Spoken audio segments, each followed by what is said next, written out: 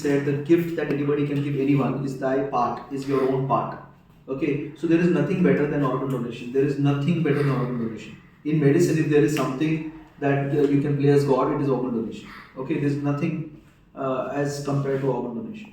I mean, you can imagine one person giving life to 9 people. So it's a different ball game itself.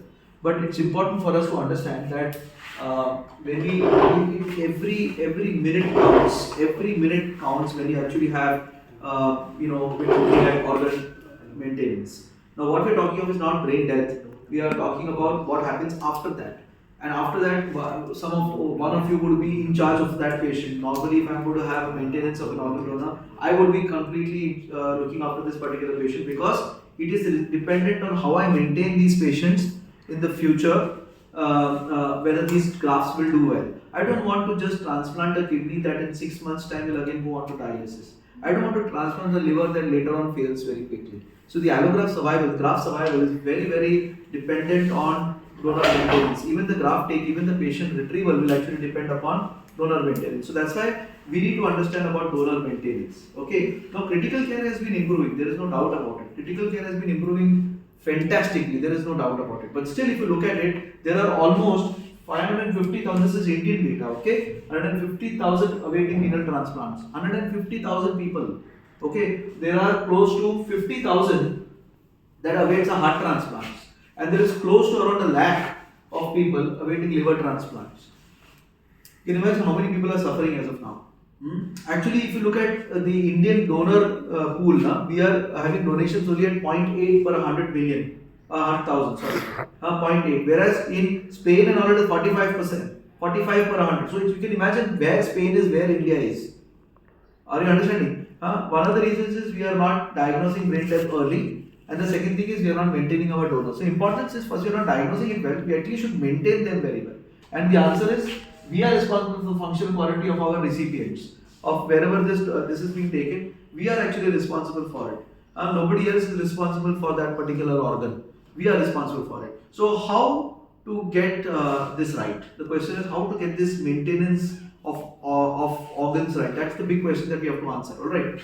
So first of all, what is cerebral death? What is brain death? Okay, brain death means there is going to be some kind of an insult. First of all, before even we go for an organ donation, we should declare them brain death. And for that, the prerequisite is to have a cause for that particular problem. You have to have a cause. Okay, so the cause could be either a trauma, hemorrhage, or ischemia. Even hypoxic ischemic encephalopathy leading to brain death can be a part of it, but this is the usual cause that we normally get. Okay, this will actually cause the brain to swell up and it will prevent the blood from entering into the brain. This is basically what occurs. There is barely any circulation going into the brain and the brain stem dies. Alright, now what happens because of that? Because of that, there's a whole lot of things that occur. There are catecholamines that are going to be released, epinephrine, almost 100 to almost 1,000 times of epinephrine will be probably released. It's called as a storm. Okay, where you will have sudden change in blood pressure, sudden change in pulse rate. All these things will occur suddenly in a patient who is practically having maybe a brain hemorrhage into his brain or something like that. This is going to occur, and that will lead to a whole lot of problems. Why do you need to know this chart? Because this is what I'm going to face. Okay, what it will lead to? It can lead to volume depletion, like you see over here. You can have volume depletion and diabetes insipidus. Because of diabetes insipidus, you can have extreme renal hypoperfusion because of extreme amount of inflammatory markers that are going to be released as a result of endothelial activation. This will all lead to a problem of chronic graft or graft rejection or something like that. Importantly, more prolonged you have this problem, the more the chances of tubular necrosis and kidneys not picking up. Clear? So that means to say we need to figure out how to maintain these particular organs. Full examples. Okay, how to maintain. It will come, it is bound to come. Okay, in some time of your life. Now what happens after 2 hours? Now this is this is what is at, this is at, you have found the patient to be brain dead. Okay, you have diagnosed brain dead. Within 2 hours, there is a possibility of a good amount of heart rate to go up and mean arterial pressure to go up. So there is vasomotor instability that develops very quickly. Vasomotor instability that develops because of brain death. This is what you're going to see. Okay, in these particular patients. So that means there is also going to be a sudden drop of all the autonomic sympathetics and parasympathetics because it's no longer working. So there is going to be a high blood pressure and then the lower blood pressure will kind of start going down. Alright, now the question is, how much patients have hypotension? 97% patients of brain dead will have hypotension. They are going to have hypotension. 97% will have hypotension. That means there is a loss of vasomotor tone that basically causes systemic hypotension. There is an extremely high inflammatory cascade which I showed you in the start. A large number of inflammatory TNF alpha, interleukin 6, TGF alpha, VCAM, ICAM, all this is released. A large amount of inflammation is released. That means fluids may be leaking here and there, lungs, kidney, liver, everywhere there may be a problem with respect to fluid leaking here and there. Alright, there are extreme electrolyte abnormalities that might occur, and the most important of which being sodium. So most of the patients that you have will have sodiums on the higher ranges. There are electrolyte imbalances that is going to occur in these cases. Sodium is our most important ion. That's why when I say if sodium goes haywire, it means there is something wrong really in your body. That's why I always say that if sodium is something really wrong in your body, that is why sodium is going haywire. Because sodium is the one that causes the biggest issue here. Okay. Now the effective bedside donor maintenance. Effective bedside donor maintenance is prime in the chain of successful organ transplant program. So that's why we are discussing this topic. For organ transplant to get better, we need an excellent donor maintenance. Okay, an excellent donor maintenance, we'll come to that. What does this involve? What does this donor maintenance actually involve? First is practice very good housekeeping. That means the usual things that you do in the ICU, keep doing that well.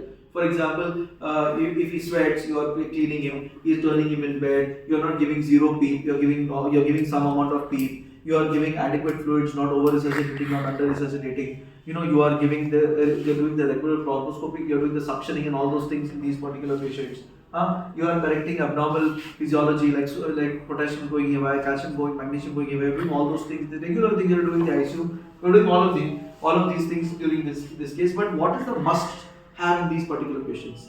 The must have is these monitoring features. Now the must have you should have a continuous ECG, you should have continuous pulse oximetry, end-tidal carbon dioxide monitoring, ABG arterial blood pressure monitoring, central venous pressure monitoring should be there, though we may not use it. Early urine output monitoring, core body temperature, rectal thermometer, core body temperature monitoring, because you cannot diagnose brain death unless the patient is more than 32, and you cannot do an apnea test unless the patient's temperature is more than 36 degrees. You cannot do an apnea test unless the temperature is more than 36, and you cannot diagnose brain death unless the temperature. So the simple thing in this case is the 100 rule. Now, can anyone tell me what the 100 rule is about? The 100 rule, can anyone say? 100, systolic pressure more than 100, 100 ml per hour, as to 10 gram per dl, and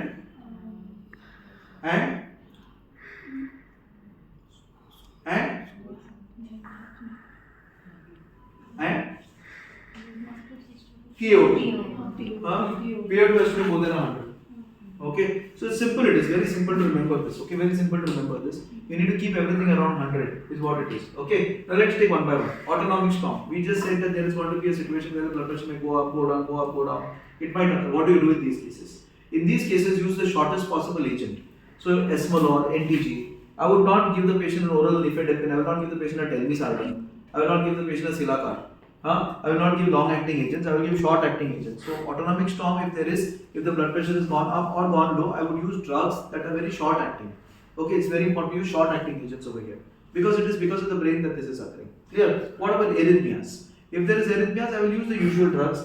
Like if there is bradycardia, I will use adrenaline. I will not use atropine here. Atropine is not going to work. You have to use adrenaline and isopranoline. Okay, if there is blocks that are going to occur. If there is a cardiac arrest and you have just done your apnea test is done, cardiac arrest has occurred, what do? You did an apnea test, you diagnose brain death, you are maintaining this organ. Is going to go for organ transplant. What do? Patient is dead, you have declared apnea test, second apnea test. The second apnea test you do, that is the time of your brain death declaration. You have declared brain death. Okay, you have told the family that you are going for organ donation. Now you are maintaining the organ. You are in the ICU, and now the patient is arrested. What do you do? You do perform CPR. Because you perform CPR because you can still take that organ for salvage. You can still take the organ to perform CPR. Don't let the patient go because the patient is brain dead. That 9 patients' lives are dependent on this. Okay. Hypovolemia. You normally don't use colloids at all. Anyways, you're not using colloids. It's always crystalloids. So we use crystalloids to maintain the volumes very well. And in that bucket, we don't use normal saline. We don't use Ringer's lactate or something like balanced salt solutions. Okay. Hypotension and low cardiac output. What do you do for this? Yes, vasopressin is the first choice here. Okay, if there is hypotension, it is not noradrenaline. Normally you go for a noradrenaline. No, here the first choice would be vasopressin. So I would want to use vasopressin to maintain the MAP more than 70. Okay, I want to maintain the MAP more than 70. The biggest issue that we have is with polyuria. When a patient comes in with brain dead patient, you diagnose it, the first thing you see is polyuria. Now this can occur because of many reasons, of which one is physiological diuresis. One is because this patient had a head injury and somebody put him on mannitol in the first starting. Patient has been on diuretics in the first place. Patient has had diabetes insipidus, and the commonest cause is always diabetes insipidus. The commonest cause is usually diabetes insipidus in these cases, where the thalamus, where the anterior or the posterior pituitary is no longer actually functioning like the way it's supposed to function. Okay. So what to suspect? When to suspect a DI? So anyone when to suspect a diabetes insipidus? How do you diagnose a diabetes insipidus? Urine osmolality. Okay.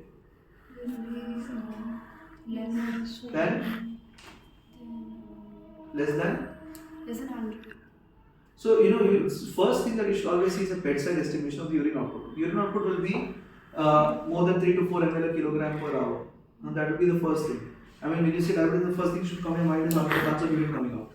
Okay, so 3 to 4 ml per kilogram per hour in the last 4 to 6 hours. The specific gravity less than 1.005. Simple test to do. Urine sent for specific gravity. Urine routine we करते हैं तो specific gravity आता है. If the specific gravity is less than 1.005, we reasonably assume that this is diabetes insipidus. And urine osmolality will be less than 200. Less than 200. So it's important to know these three things. So if you have a patient who's in the ICU, anytime you have a patient passing good amount of urine, say 400 ml per hour, you send these things. You need to figure out what is this? Is this diabetes? Is this because this will cause huge electrolyte abnormalities. Within no time, there will be huge electrolyte abnormalities. So it's important to tackle this as quickly as possible. How to manage? Anyways, the patient is on vasopressin. Okay, the patient should be on vasopressin and you are at 2 units per hour any which ways. That's the usual dose you give for hypertension. Okay, patient on vasopressin. If you are not on vasopressin, a Minirin spray. A 10 microgram Minirin spray every 4 to 6 hours can be given, which will actually cause desmopressin, that is, which will actually cause the urine output to come down. How to replace this volume? On an average, you remember if you have 9 milliequivalents down, you need at least 10 milliequivalents down, you need at least 9 liters of fluid. Okay, so you may want to give it through the RAS tube, you want to give it to the IV line. So I will either use IV line or use here I will not use normal saline, I will use 0.33% saline. I will use 0.33% saline and give it a huge amount of water through that, or I will put it through the RAS tube. Or I will give it through the RAS tube and repeat sodium. How fast you repeat sodium? Every 2 to 4 hours. Every 2 to 4 hours. So you cannot do it like I am doing it today and I am going to do it tomorrow. I am going to do it today, I am going to do it in the night. No. When you have a donor maintenance happening, the sodium should be much faster. Okay. So that means I start my 100 ml, 200 ml an hour and I will see which way I am going. I have to see it quickly. Is it coming down? Is it going down? What is happening to that? What is the trend? I need to figure out that. So every maybe 4 hours I will repeat the sodium to see which way I am going, whether I have to increase my fluid, reduce my fluid, what am I supposed to do. Clear? So it's very important to manage the fluid coming out. So it is important to preemptively prevent the problem in the first place. That if you find 500 ml come off in 1 hour, immediately start that. 0.33% 500 ml chalu kar do 500 ml per hour, because this patient is actually going into DI. Clear? Along with this, there would be electrolyte abnormalities, and that's why sodium potassium both needs to be monitored. Unfortunately, you don't monitor the potassium, patient will have hypokalemia and arrest, and you lose that entire organ. Okay. Now, what about lungs? So, lungs, routine suctioning, very important. Positioning and turning. In lungs, very few transplants are occurring. Why? Because this is not taken care of. Okay. If you take care of these things, the routine positioning, suctioning, there will be no atelectasis. Lungs will be healthy. Okay. Ventilatory techniques to reduce atelectasis. That means I don't want to keep the patient on very low tidal volumes. Let the patient be on a high tidal volume. I am not looking at ARDS from 5 days from now. This patient is 1 day. Tomorrow patient is going. Okay, so I will probably give us a reasonably higher tidal volume, maybe 8 ml per kilogram. I'll give 8 ml per kilogram. I will give PEEP to prevent atelectasis. Okay, and avoid fluid overload. So continuous ultrasound monitoring of the lungs are very essential in these cases, because if there is volume overload, again we'll have a problem with respect to organ salvage. Okay. What about hormonal replacement? There is absolutely no data that says that you need to give hormonal replacement level 1 or level 2 evidence, but what is practice and what is the guidelines that we've come up with is the fact that if there is persistent hemodynamic instability, which is usually going to be the case, or the EF is less than 45%, give him thyroxine or methylprednisolone. Thyroxine, you give 300 micrograms 3 times in a day. We don't have IV thyroxine, so 300 micrograms 3 times a day through the dialysis is what we would give. And you will give them a stat dose of 15 milligram per kilogram of methylprednisolone. Okay, this is what you're going to give. So, on an average, every patient should get 15 milligram per kilogram of methylprednisolone, should get anyways vasopressin, should be on insulin for sugar maintenance, and should get hypothermia.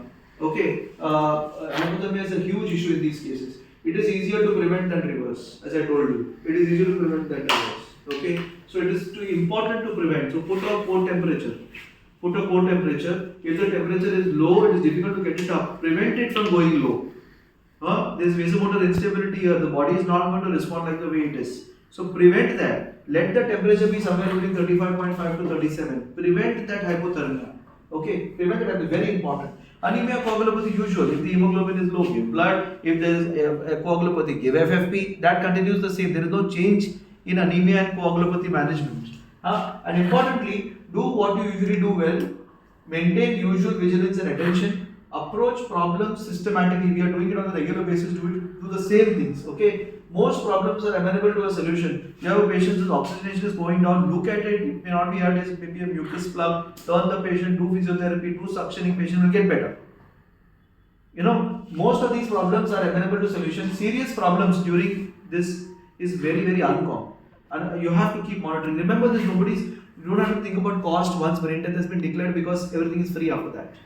Okay, so whatever investigations you want to do, whatever you want to do, it is mandatory that it is free. We can do 10 investigations, 20, 30, 40 investigations, there is no problem. So do how much ever investigations you want, but maintain the entire, the disease donor very well. Advice is always available from me at any time, okay? Any questions on disease organ donor? Actually, this was for the other hospital. What is insipidus for these patients? If there are two options in exam, Nephrogenic and central.